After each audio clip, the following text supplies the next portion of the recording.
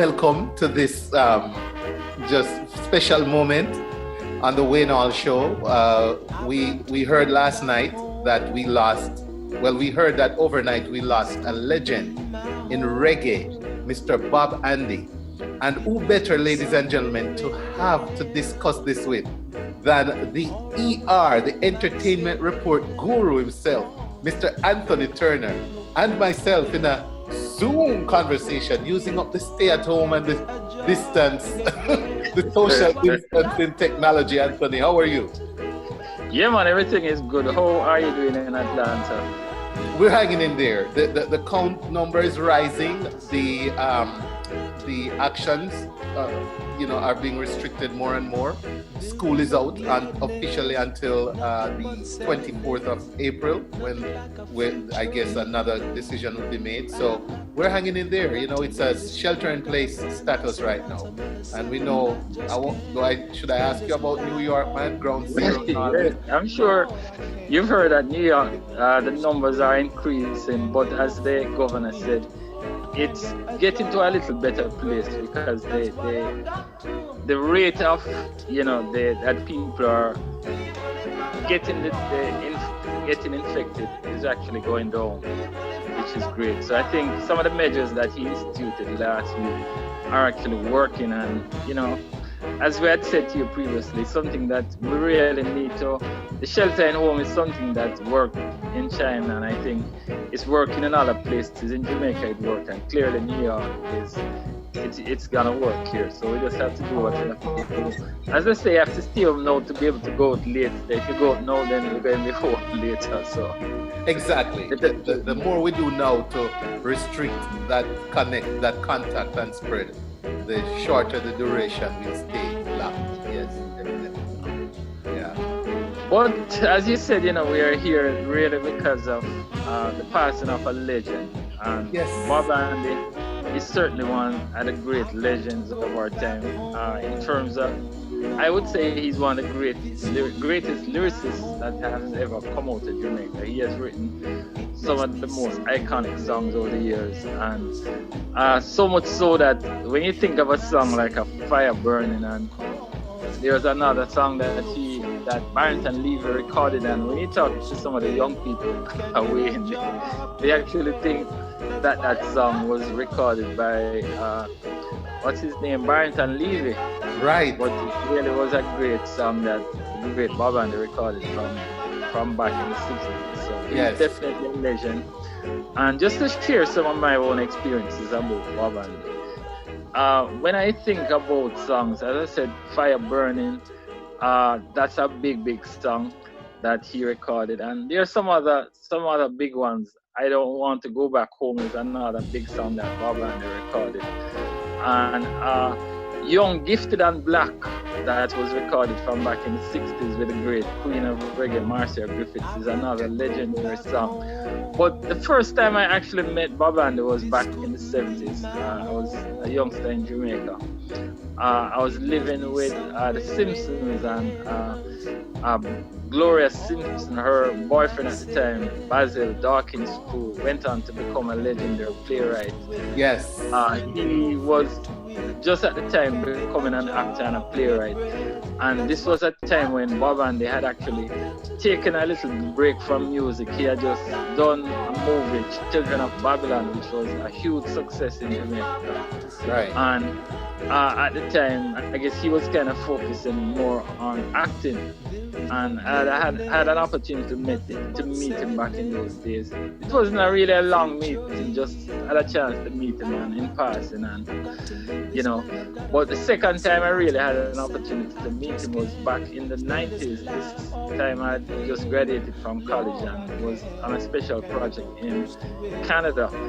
And my good friend who passed away, Mr. Carl Mullins, introduced me to Bob, and so I had many opportunities to talk to Bob Andy back then, and always a very engaging, entertaining personality, always very easy to talk to, and he would talk to me about music and about the fact that everybody really wanted him to do all of those big songs that he knew.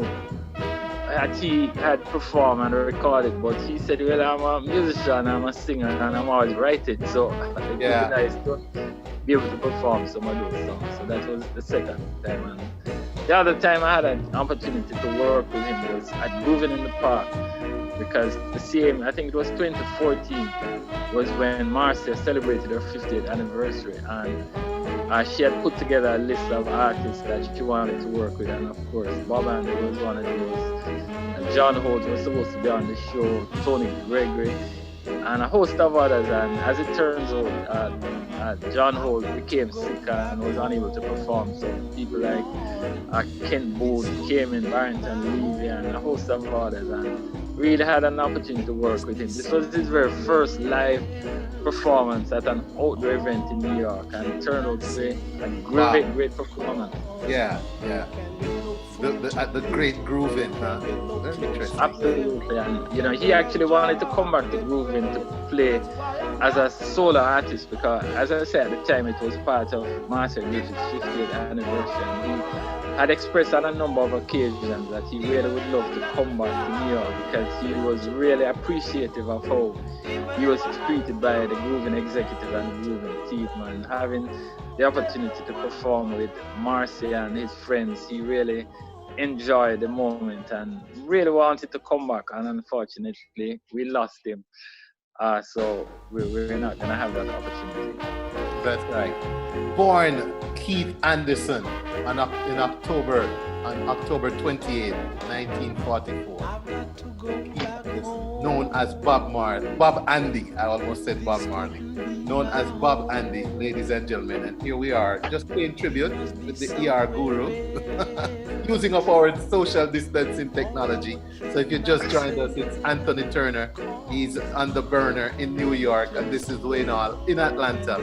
And we're talking and just reflecting on the great gift that we had in reggae music in person of Bob Andy. I didn't meet him, Anthony, until he was pretty much, it was just a few years ago that I had the pleasure of. Okay. And just the humility and the willingness to work with the young people around him was what got my attention. So I don't have much of a Bob Andy story other than as a little boy, I danced a lot to some of that music growing up, and my daddy would kill it, and we would all be in the house, singing and dancing rocksteady reggae. Yeah. One thing I wanted to say also that Bob was actually one of the founding members of the Paragons. And when you talk about the Paragons, that's one of the iconic groups out of Jamaica. Yes. Of course, John Holt, most people remember he was on the lead singer. Mr. Howie Barrett, another one of the founding members of the Paragons. You had Howie Barrett. He was another founding member, and the irony of all of this, Wayne, is that I actually used to, before Dennis Brown passed away in 1999, July 99, I was working at a company in New York City, and Howie was also at the company. I knew he was Jamaican, but really didn't know much about him. And Right. the day when Dennis passed away, we were talking on the phone, and I was telling him, I said, "Oh, did you hear about Dennis Brown, that he passed away?" And he said, "Yeah, man, I know Dennis very well. I used to work with him, man. Yeah. In fact, when Dennis was a little boy, I used to put him on a speaker box and let him perform. So I know Dennis." And so I was saying, "So where you know Dennis from?" Him said, "Well, I used to sing to, I used to do a little thing." And then he proceeded to tell me that he was a founding member of the Paragons. And I can tell you, when I started to share the information with other co-workers, because nobody at the company knew anything about Howie, that he had a history as this iconic singer. And I remember telling one of my Asian friends, I said, "Do you know Howie? That Howie is a former singer." Yeah. And went online and found a picture with the album, and the Tide is High, which, as you know, was a great song that Yes. Paragon recorded. They couldn't believe, and Howie, of course, worked very closely with Bob Andy over the years, and Right. so there are many stories. I mean, when you talk to Copeland Forbes, historian, Yes. and one of the most toured artist manager, those guys have a lot of story to tell about Bob Andy. Yes. yes, ladies and gentlemen, if you just joined us, Wayne Hall, Anthony Turner, your e-report guru. We are reflecting on the life of Mr. Bob Andy, Keith Anderson, who we lost overnight. Um, I know that the entire reggae fraternity right now is mourning Anthony because a big icon has moved Yeah, man, and Marcia Griffiths, as we said, they had that young, gifted and black that was iconic song from back in the 60s, and that was kind of what put Marcia on the map. They sang as Marcia, I think it was Bob and Marcia, and I think both of them had a relationship at the time. And Marcia, of course, was a lot younger than Bob, and Bob had taken her under his wings during those early days, and they had major success with that song. And he went on to write a lot of songs for a lot of other artists. You talk about Ken Boothe, he wrote songs for Ken Boothe and a host of other artists. So he has really established himself as one of the most celebrated songwriters out of Jamaica. And I'm just a little bit concerned because with this coronavirus, I was just talking to somebody and they were saying that, boy, I was actually talking to Richie Stevens and he was saying, boy, they're not even sure how this whole, if there will be any opportunity to do any tribute concert or even for the burial that, with the social distancing, it's limited to just 20 people in Jamaica. So that they may have to schedule some sort of remembrance or memorial for him once all of this is done. It might be a virtual one. It might be that everybody just suit up where you are. We zoom in like we're doing right now, Anthony, and just let us have our little Bob Andy tribute. Who knows? And then the funeral. It's such a different day, man. So much has been impacted by this pandemic, and it's not a happy time. I don't know. Is it good to be born now? Is it good to die now? It's hard to live, but just a tough time. Yes. And of course, we lost one of the original members of Israel Vibration just a few days ago. So right. Sad times, and we're losing some of our legends. That's right. Well, Anthony, I appreciate you, man, taking the time to zoom in on this hot headline today in the world of reggae.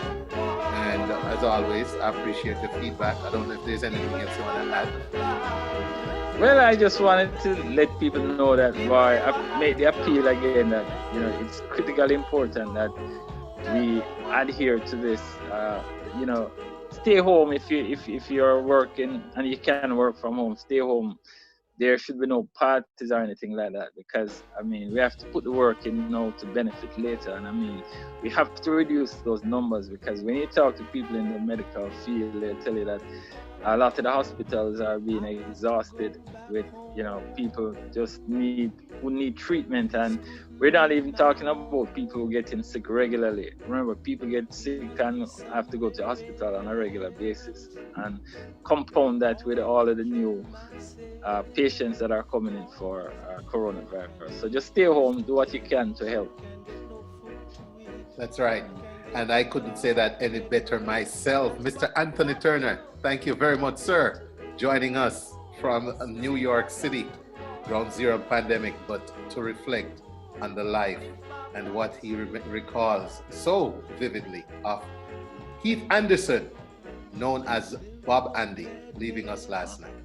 Anthony Turner, thanks again, man. All right, you take care and just be safe and look forward to talking to you soon. All right, Anthony Turner, you take care. Thanks.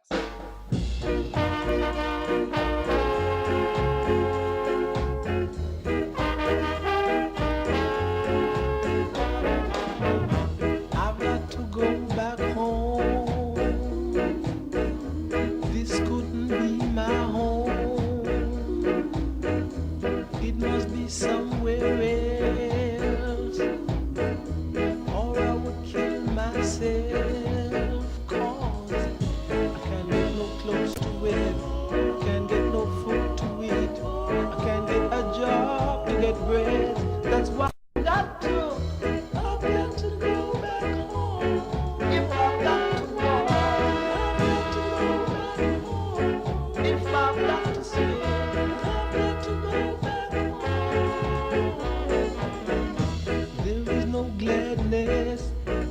but sadness.